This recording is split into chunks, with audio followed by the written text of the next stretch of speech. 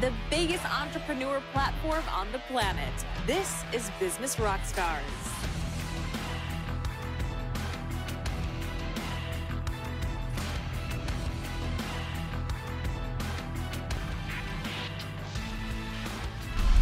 This is Business Rockstars, and my guest today is Stephen George, CEO of Circus. Stephen, thank you so much for joining us today. Thanks for having me. So for those who are not familiar with Circus, can you give me the quick elevator pitch?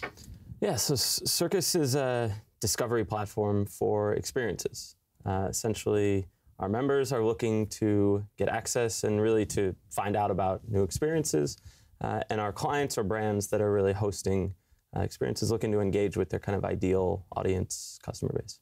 So where did the concept of Circus come from? So initially, the idea came from nightlife and trying to solve the problem of having the right atmosphere and always introducing the venue to new people.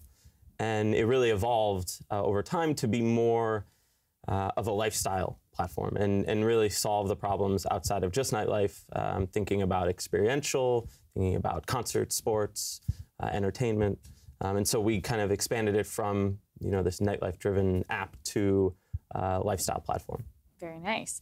And your career actually started at Groupon as head of operations. Tell me a little bit about that time. So I actually started with the company we had before Groupon called The Point. Oh, cool. There were 5 of us there. And then about 6 months later, we changed the name to Groupon and started that company. Okay. So ended up running the operations there until we did our IPO about 3 years later. And that, I think, is probably what got me so excited about this concept initially. It's because it was really also a marketplace with individuals looking to kind of connect with businesses, and businesses obviously trying to target their ideal audience. I feel like there it was driven heavily towards kind of the user experience, and I think with our platform at Circus, it's really a little more even. Yeah. So what made you wake up and say, I really want to start this business? Well, I actually didn't start the business. I was originally an investor in the company when it was a few months old. Yeah. Okay.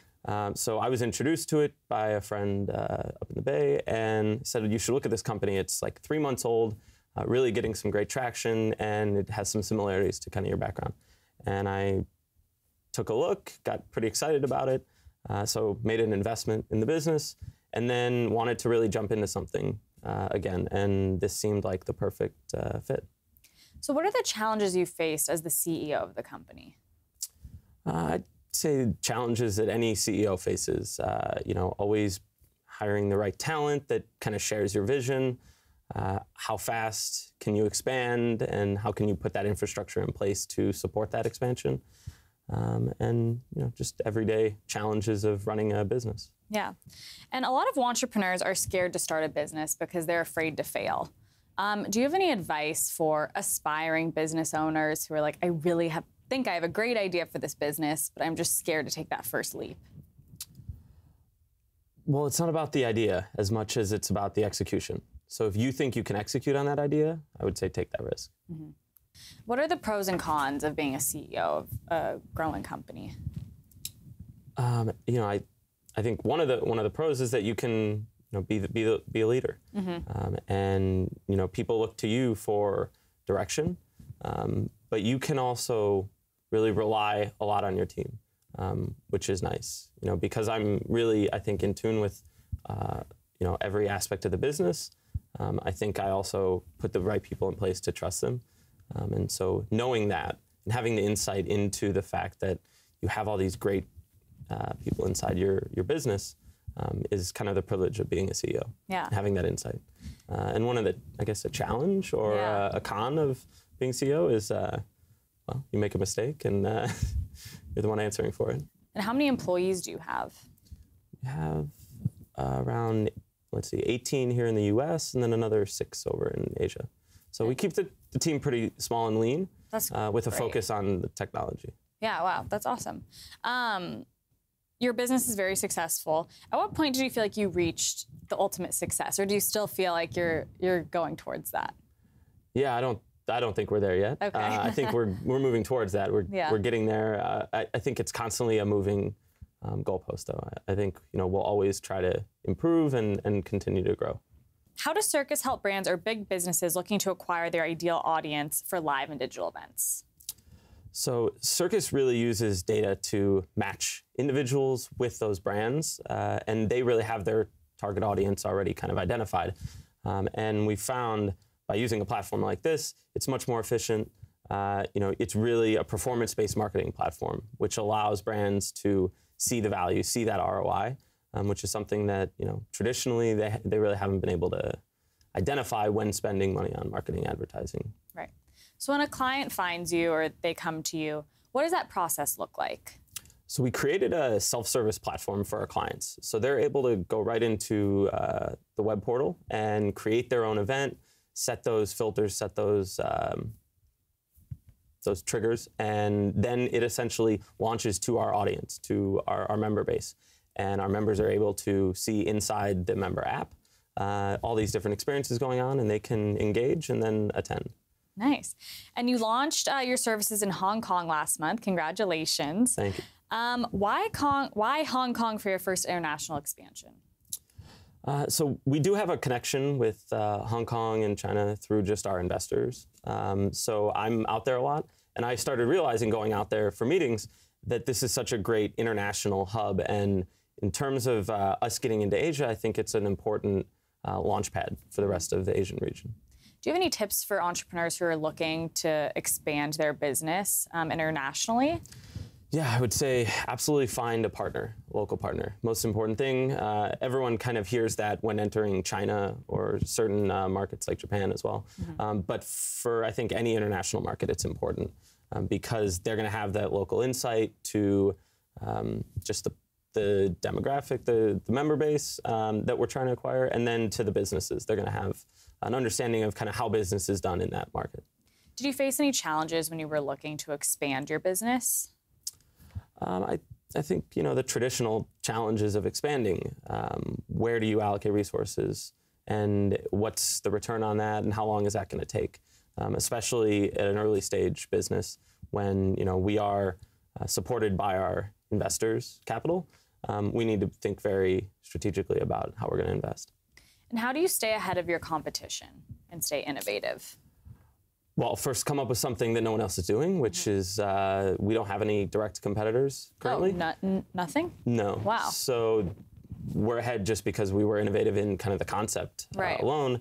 And then, as we gain more traction, obviously I expect and I welcome competition. Right. It'll just push us harder and faster. But we need to continue to innovate and continue to expand. And that's, I think, why we decided as a team to really get to international markets kind of early. Mm-hmm. And do you use social media, obviously, to promote your business and your brand?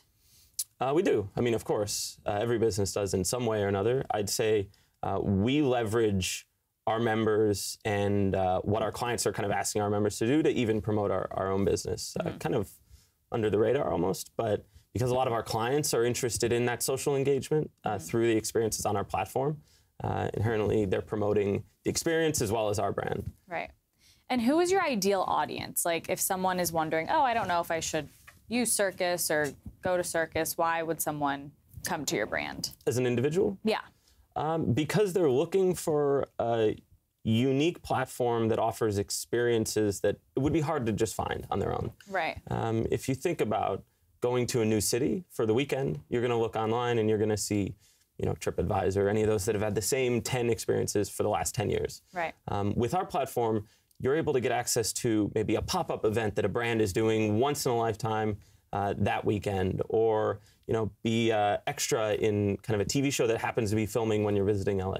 Right. So we think that kind of real-time access to events, experiences is something very unique for our members. So. Wonderful. Okay, well, Stephen, don't go anywhere. We're going to take a quick break. This is Business Rockstars, and this is my guest, Stephen George, CEO of Circus. Do you have a great idea for a product or a business you know is worth millions, but you don't know how or where to start? Are you tired of building somebody else's dream? Well, go build your own. BusinessRockstars.com is an amazing resource for anybody who wants to become an entrepreneur, to start or grow your own business. Go to BusinessRockstars.com. BusinessRockstars.com.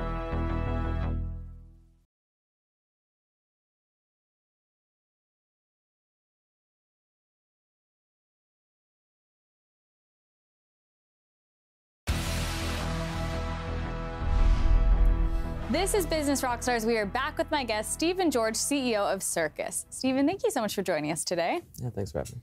So you just raised $10 million in Series B funding. Do you have any tips for business owners who are looking to raise money for their startup? I would say get some traction before you try to raise a large round like that, as well as just, continue conversations even very early on with larger investors. And, you'll revisit, you'll connect with them every few months, every maybe 6 months. And then when you're at that right place, it seems to come together. That's awesome. And where do you see Circus in 5 years? I think we have two potential paths that we could really go on. I think that, as we evolve of this marketplace with, a growing member base and allowing clients to really self-sustain on our platform and use it, on their own without us being involved, I think that can really flourish into a great global platform. I also do think with our emphasis on the technology, on kind of that back end, that there is a potential of us being utilized as kind of a white labeled technology platform for larger businesses, say the NFL, the Live Nations of the world, those types of businesses that have their own member base and have their own set of experiences and events and are really just trying to find a stronger way to connect. Right. So I think we really have these two options. And we are obviously growing the marketplace platform.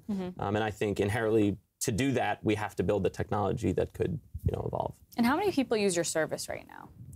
We have a little over 500,000 members, as well as on the other side, about 1,500 different clients. Your business is very successful. At what point did you feel like you reached the ultimate success, or do you still feel like you're going towards that? Yeah, I don't think we're there yet. Okay. I think we're moving towards that. We're getting there. I think it's constantly a moving goalpost, though. I think we'll always try to improve and continue to grow. Do you have a mentor, and what was the best piece of advice he or she gave you? I have multiple mentors. A lot of people that I look to for advice because I think there are certain people can really kind of focus with me on certain aspects of the business. And I'd say the best thing that I would kind of take from all of them combined would really be stay focused on the vision. And as long as everything you do inside the business, everything your team thinks about and is really honed in on that, I think that's kind of the best thing that they've always told me. Just stay focused. Yeah. Did you ever feel at any point that Circus might fail for some reason? And were you ever scared that it might not reach a successful point? I mean, scared? No. Okay. Were there times that, we weren't sure if the business could go on due to, funding, interest, but just anything that any startup goes through? Yeah, of course, you kind of think about that, like, okay, how do we... I've always known that this is, has the potential to be a successful business, but as everyone knows, a lot of businesses just don't make it for various reasons. Right. You're a busy guy. Do you have any tips for other entrepreneurs about work-life balance, or do you think that's even achievable? Well, I have a 3-year-old daughter, and so I really try to have that balance because, I think that's what drives me every day is work as hard and efficiently as I can so I can get home to see my family. Yeah. So I think it's important, absolutely. I don't think as a CEO it's really hard to ever turn off completely. Right. At least in my experience. Yeah. But you definitely need some sort of balance. And how do you unwind, or what do you do for fun? Is it all just work, work, work, being the CEO of a company? Spending time with my daughter. Yeah. And traveling, which now it has to be kind of a combination of a work trip and a couple hours of relaxed time. Yeah. If you were to create a toolkit for entrepreneurs and could put 3 things in that toolkit to help them succeed, what would those items be? I think... It doesn't need to be physical items. Yeah, I think, you should always find the right partner to start a business with. I think going at it alone is very difficult and sometimes can be lonely, especially when you're trying to, initially come up with how do you get started. So a partner, whether it's, I have my COO who I rely on for a lot, and then I think advisors as kind of a group. You should really have a set of advisors that you look to for direction, inspiration, advice. And then finally, just make sure you have a business plan before you start a business. Whether it's a well-written one or just something scratched down, it's like, think about, the next 90 days, the next 12 months. Awesome. Well, Stephen, thank you so much for joining us. It was such a pleasure speaking with you today. Thanks for having me. This is Business Rockstars, and that was my amazing guest, Stephen George, CEO of Circus. After this short break, more Business Rockstars.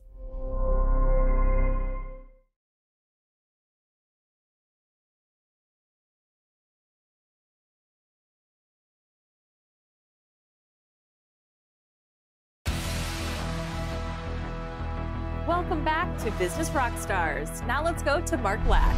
Justin Lefkovich is in the house. He's the CEO and founder of Mirrored Media. What's up, brother? What's going on? Thanks so much for having me. Of course. Tell us about your company. What do you guys do? So pretty much Mirrored Media is we are the entertainment agency's, leading experiential marketing firm. Okay. So we create high impact, enduring lifestyle campaigns that fuse brands, talent, and fans. So really, we help brands connect to their target market through engaging activations, specifically within music and entertainment. So we really bridge the gap between influencers, technology, music, entertainment, art, and fashion, and create these win-win experiences for the brand, their talent, and ultimately the fan. So in a space like that, it's super noisy, it's super crowded, so many people say the same exact thing. What makes you different? What makes you better? So I think really what sets us apart is our relationships with talent and our background. So pretty much my entire team I founded off of the entertainment industry. So we have some amazing, amazing team members that are past record execs and managers and label and agents and amazing guys that live and breathe music, and then amazing talent that live and breathe marketing and advertising. So we have a dream team put together of everyone that can speak music, everyone that can speak marketing, and that's really where we come at it. I think what sets us apart is we're really one of the only people out there that, when I founded the company, I looked at it of, there's two different languages happening here. There is a huge gap between successful campaigns within music and marketing, and it's because it's a weird industry. Music's scary. Well, give us an example. What is something that you recently did with a client? Yes, a really fun recent one was for NBC Universal and Sci-Fi. They had a new show, The Magicians, that aired this last year, and they were trying to hit millennials. And they wanted to hit millennials in a new way that really cut through the noise, cut through the buzz, and created an opportunity to bring new viewership to sci-fi, specifically around millennials. And so we teamed up with Warner Bros. Records, Full Screen, and Sci-Fi to create the first ever music TV influencer partnership. So it all started with this narrative. For me, music and marketing it's all a conversation, just like movies. So we created a narrative for the campaign. We ideated the entire thing and executed it on behalf of Sci-Fi. So we teamed up with Warner Brothers. We knew that BB Rexa was about to have a huge year. This is right when Me, Myself, and I was coming out with G-Eazy. Yeah. It started to climb, then of course it went to #1, and then she subsequently she's having an awesome year. So we teamed up with her, and we knew she had a new song coming out with Nicki Minaj. So we were like, okay, cool. Let's take that song, let's fast track it a little, and let's release it through The Magicians. So the first time anyone heard that song was in the trailer for The Magicians on air and on YouTube. So then all of a sudden you had the music blogs going, oh, what was that song? It was really awesome. Yeah. And now all of a sudden you had people talking about The Magicians, especially within the music world. That's never happened before. And then BB came out on social, said, hey, cool, I'm going on this really fun tour. I'm going to go to a bunch of colleges. I'm going to bring The Magicians with me. You're going to get to see the show first before anyone else. Plus I'm going to perform. Plus I'm going to bring a bunch of my friends.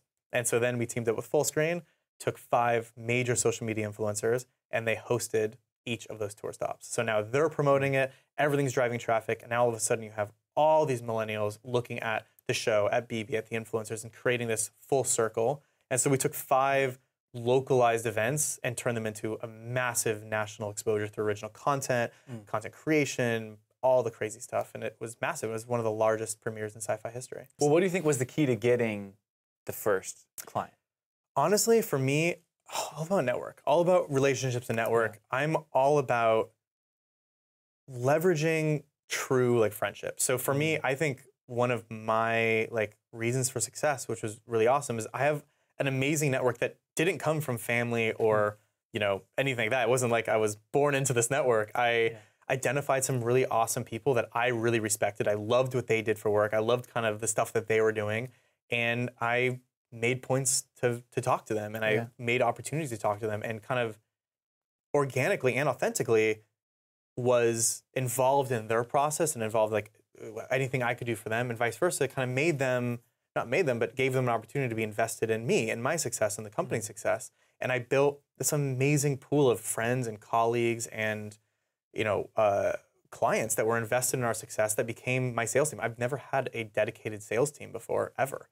And all of our sales are all inbound, and it all comes from this great network of people that I trust and I would do anything for to help their success and vice versa. And I think that's kind of what really has made, I think, Mirrored Media and me successful and like kind of creating that thing. So, I mean, my first thing was I met my partner, and I was lucky and blessed and amazing with that. And then he introduced me to someone, and that got our first client.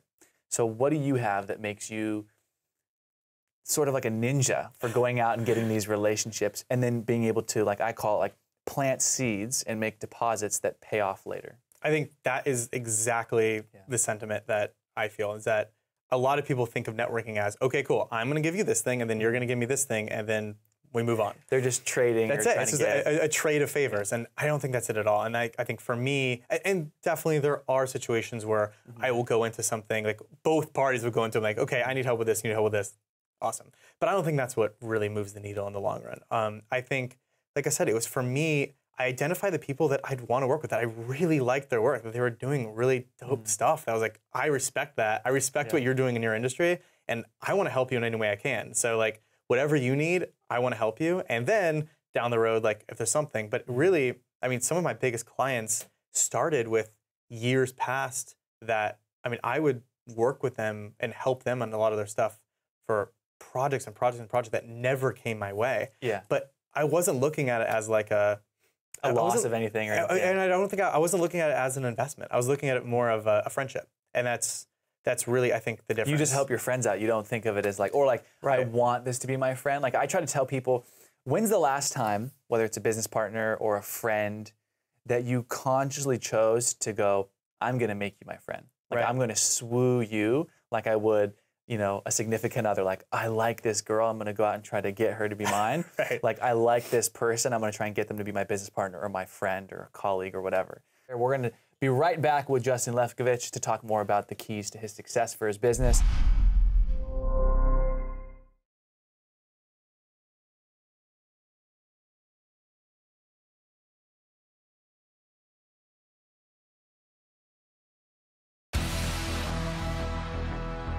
You're watching Business Rockstars. Thanks for joining us. Now let's go to Mark Black. Justin Lefkovich is joining us. He's the CEO and founder of Mirrored Media. Recap first what your company does, bro. We are an experiential marketing firm. So we are pretty much the entertainment leader of experiential marketing. So we help brands connect to their target market through engaging lifestyle events, activations, unique things. Speaking of events, you said you guys threw a party on an aircraft carrier? Yeah, 2 years in a row, actually, at Comic-Con. Wow. So the USS Midway, which was an active aircraft carrier by all terms, and it was probably one of the most challenging venues I think you could imagine. Do something at. I mean, you can imagine we had thousands of people on an aircraft carrier. We had flyovers and fireworks, and man, we had everything. We had a runway show, Bad Sons Cathedrals, MGMT, Grimes, like basically a little mini festival on top of an aircraft carrier, but a massive stage that we had to bring up through like missile elevators. So literally everything comes up on these little missile elevators. So load in, load out was quite entertaining. Everything goes through like Navy stuff. It's pretty crazy. And what do you feel like are 3 things for the beginning entrepreneur who's maybe contemplating cutting the cord from their job and working out of a closet, right? Yeah. What do you think are 3 things they need to know? Your elevator pitch. Figure out exactly who you are and why you're doing it. Even if you're not trying to raise money. Even if you're trying to raise money, because even just for yourself to know, like, I mean, I'm not trying to raise money, and I'm constantly reevaluating and refining what is the mission statement of Mirrored Media. Like, what are we all about? What's our value proposition to our clients? What's our value prop to our talent? What's our value prop to my employees? Like, what are we all about? What's the culture? And I think, culture and all that will come later on, but who are you and why are you doing it? Even if you're not trying to raise money, I think you need that straight focus of that drive to know where are you going? And then I think that's the second thing of where are you going? What's your goal? What's your roadmap? Even, I know the roadmap's going to change like crazy, but what is the general steps that you think you need to take in order to quit the job and start eating ramen? So the first two, which I want to stop on, is you've got to have a plan, and that's for your elevator pitch, and you've got to have a clear direction. But what I love that you said about both of them is they're going to pivot, they're going to change, constantly be open to refining them. Not just being like, oh, we did the elevator pitch thing 10 years ago. No, it's like, it could change on a daily basis. Absolutely. We literally, we just went through it in the company right now. We just changed all of our mission statements again, just because it just continuously changes, especially as we move into different things. We're like, oh, like we really want to concentrate on this.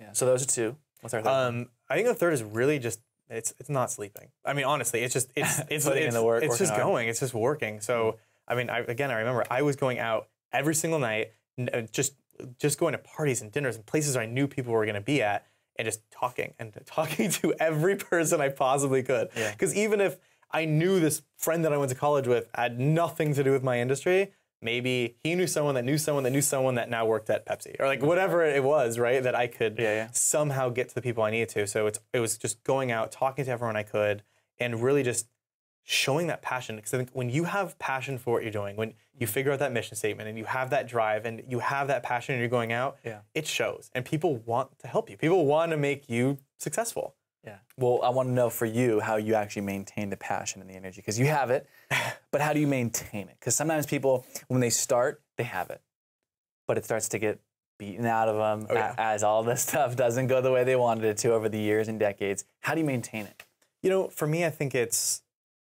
my position within the company has changed. I mean, I'm always going to be the founder and CEO, hopefully, but my actual day-to-day position changes, and I really concentrate on what drives me, what makes what makes me tick, what's going to make me engaged, because ultimately whatever's going to make me happy. And the same thing goes for all my employees. So for me, I love the creative. I love getting to talk to a new client, seeing what their KPIs are, what it is, and then working with the creative team to actually help come up with the creative. I'm a nerd. I like the back end stuff. I like the financials. I like the business models and actually modeling out financial stuff. So I think that's really interesting. And then I bring on, luckily it's been 5 years and we're doing well. It's nice. And I've been able to scale the company up and bring on positions to help do some of the things that I don't love as much. Did you bootstrap the whole thing, or did you end up raising money? I don't remember. We did raise money in the beginning. Actually, twice from the same guy. Amazing financial partner I have. I'm so honored to have this amazing angel who, again, I met just because I was having a conversation. They call them angel investors, right? He is my angel. I met him actually at the Magic Castle. I was at the Magic Castle having a conversation randomly with someone. They're like, oh, you should meet my friend Vaden. I was like, oh, cool. So I met him and told him what I wanted to do, told him my aspirations and dreams. And this is another thing of never be scared to kind of shoot for the dream. Like I told Vaden first time, I was like, I want a helicopter. Like that's my goal. Like I want to have a helicopter. He's like, cool, here's 50 grand. And that was awesome. And then we proved ourselves. We did a lot more, and then we came back and did a much larger raise. But for me, like it's just kind of what interests me. And for me, it's the creative and it's that back end stuff. And look, I definitely get burnt out. Everyone's going to get burnt out. You're gonna, it's going to happen. It's how you respark it, get back in alignment with the vision. And I know what works for me. For me, I just need to take a night off. I need to relax. I need to watch some stupid TV. Which is crazy that sometimes that's all it takes. Is the one day or maybe the week-long vacation or whatever to just unplug. What's a week-long vacation? A week-long vacation. You should try them. They're pretty nice. What are some habits and rituals? I feel like we've had so many people come through the doors here, and the one thing that well, there's a lot of things that they have in common, but the one thing that is the difference between being unhappy, sick, and broke, and happy, healthy, and wealthy is habits and rituals at the end of the day. So which habits and rituals do you feel like, above all, has helped you have the quality of life, the health, the relationships, and the success that you have? Well, I think for me, and I think it sounds like, I think for a lot of entrepreneurs, it's that work-life balance, whatever that is. Or integration. People say exactly. The balance is BS. That's exactly what I was going to say. I don't think like work-life balance is an actual thing. It doesn't exist. But there is an integration of how you do it. And for me, I schedule my personal life is really it.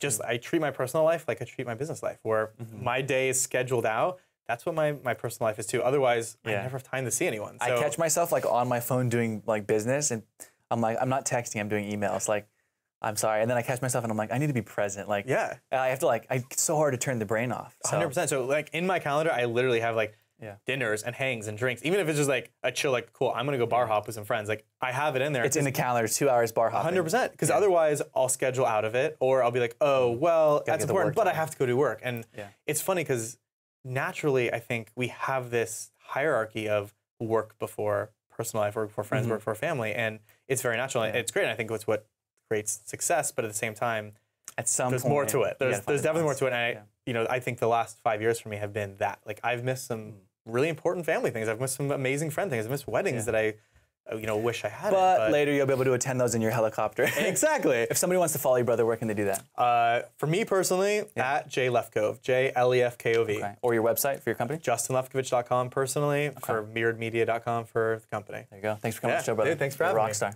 Pleasure. Do you have a great idea for a product or a business you know is worth millions, but you don't know how or where to start? Are you tired of building somebody else's dream? Well, go build your own. BusinessRockstars.com is an amazing resource for anybody who wants to become an entrepreneur, to start or grow your own business. Go to BusinessRockstars.com. BusinessRockstars.com.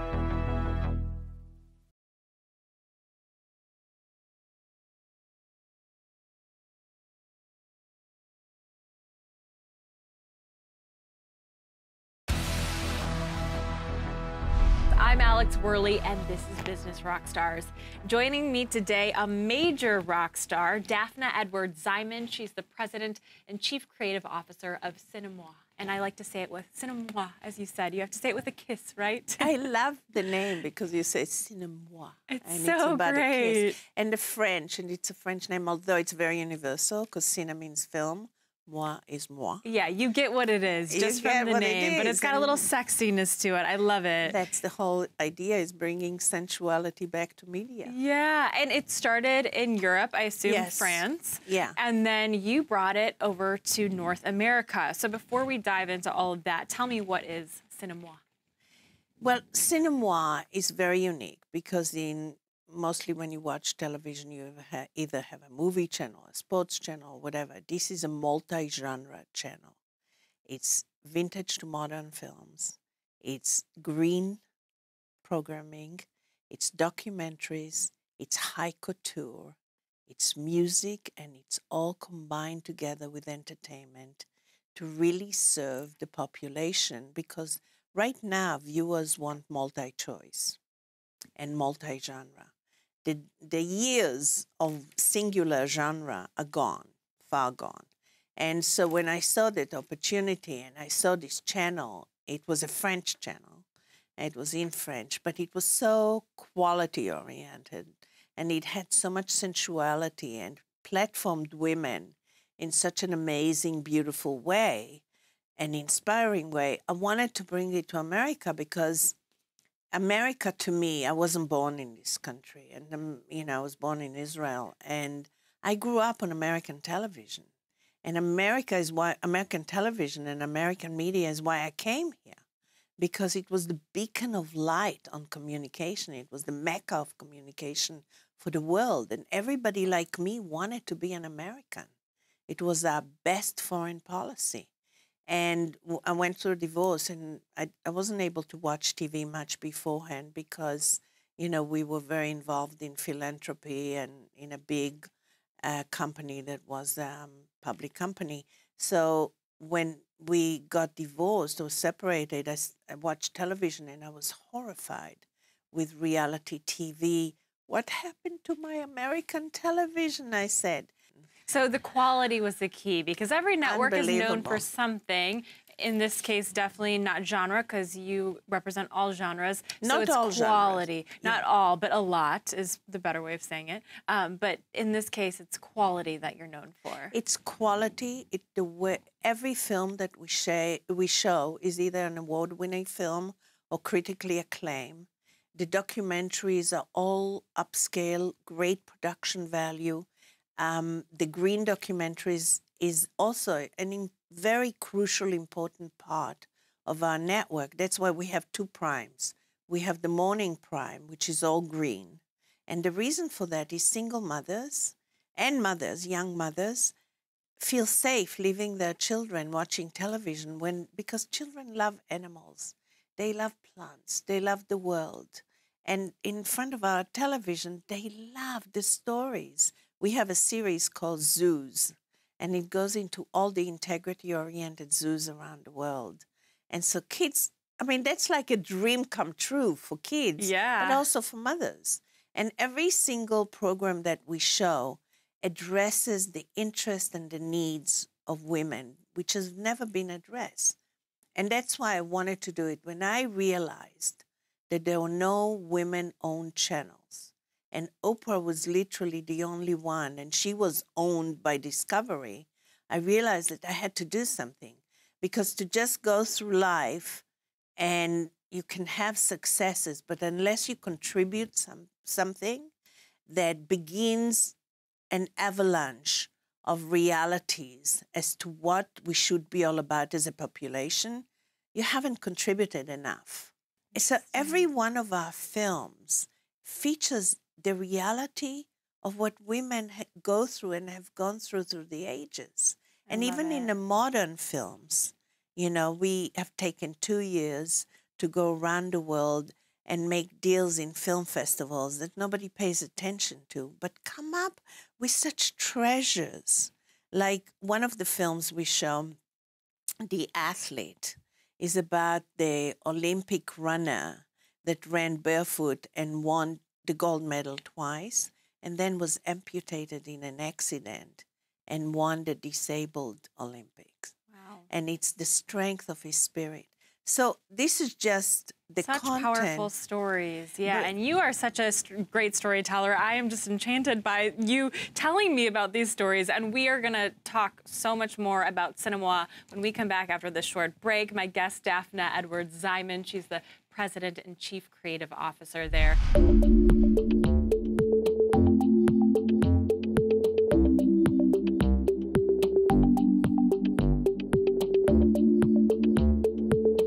An entrepreneur is someone who sees a challenge that needs to be solved and finds their why and their passion in solving it and executes on that vision.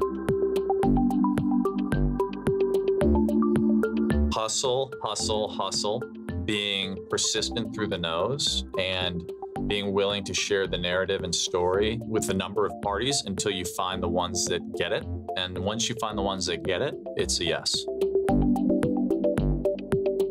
Carefully sharing it with others, the right people, to ensure that it was not just a great idea in my own head. And then once it was determined that it was a great idea, starting to enroll and build the right advisors and team members to see that relationship come to fruition. Stay listening within and stay creative. You embrace failure, you embrace success. Failure is feedback. Take the lessons garnered, double up on what's working, and break through to scale.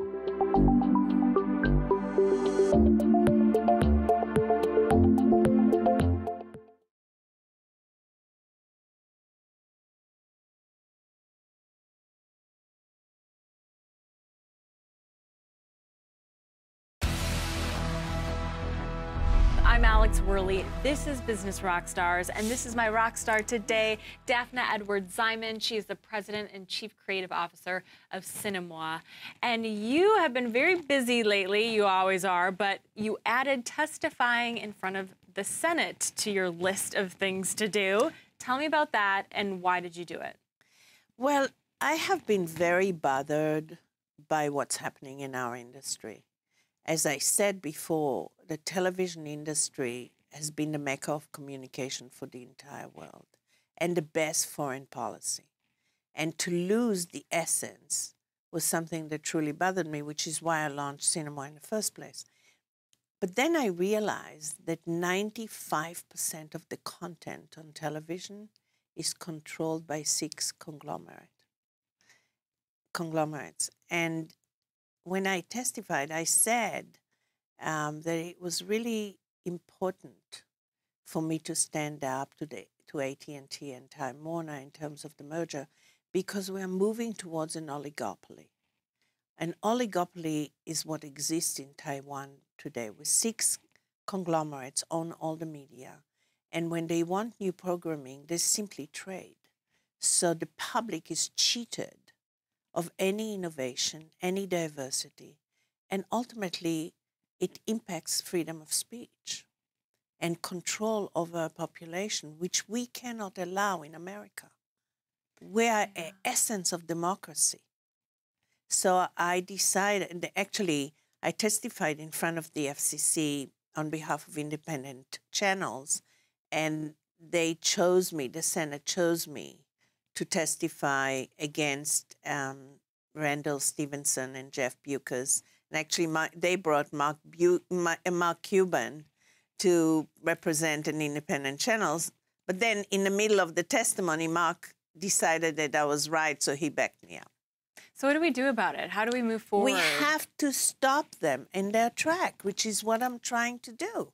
Either they commit to be able to open up and give a certain amount of bandwidth on the distribution to African-American channels, to Latino, to minorities, and also to gender diversity, women. Or they cannot continue this way. We have to stop them. Is there something that the general public can do?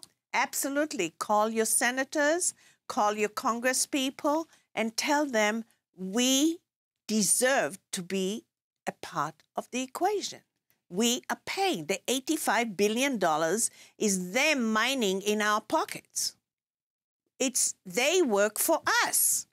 It's a privilege to have a distribution licensing and a bandwidth. If we, the people, are paying for it, we want diversity. We're not all the same. We're not all white Christians. We are blacks. We're Muslims. We are Chinese. We are whatever we are. We have to be a part of the reality of what is being fed to us in terms of the communication media. Absolutely. Where can people find Cinemois? It's channel 236 on Verizon Files and on Frontier. We're about to go on Amazon Prime. We are also going on Slink. And it looks like we're going to make peace with AT&T because they actually said yesterday that they are listening, that they are willing to open the doors, that they are willing to open the doors to innovative new filmmakers as well. And if they do that, then I'll be the best ally. Because the idea is to improve the industry, not to fight. Right. That doesn't do anybody any good. I want to encourage innovation and newness in our media because we're entering so many changes. We're entering economical changes, life changes, perception changes, a globalized world. We need to constantly keep our ear to the ground, to those voices that enhance our perceptions and our lives, and ultimately we reflect it back. I'm feeling so inspired. I'm ready to go make my voice heard and make positive changes. Well, come to Washington. We are it. doing a big summit where we are asking all the conglomerates to come together in peace, and instead of being greedy, leave your greed and ego behind, and let's discuss solutions. I love it. Thank you so much for your time today. I just love you. You're amazing. Oh, thank you, Alex, so much. It was wonderful being here. I enjoyed it a lot. Oh. And thank you for doing it, because there are so many innovative new businesses. And I want to tell all of you, no matter how big the obstacle is, no matter what you have to do, the blood, sweat, and tears, it's you that is so important to all of our future. So don't stop. I feel like that deserves an applause. That was amazing. Thank you so much for all your inspiration. For more of it, check out Cinemois, because I know there's a ton of it there. Daphna Edwards-Ziman, she's the president and chief creative officer over there. Thanks for sharing the time with us, and we'll see you next time on Business Rockstars.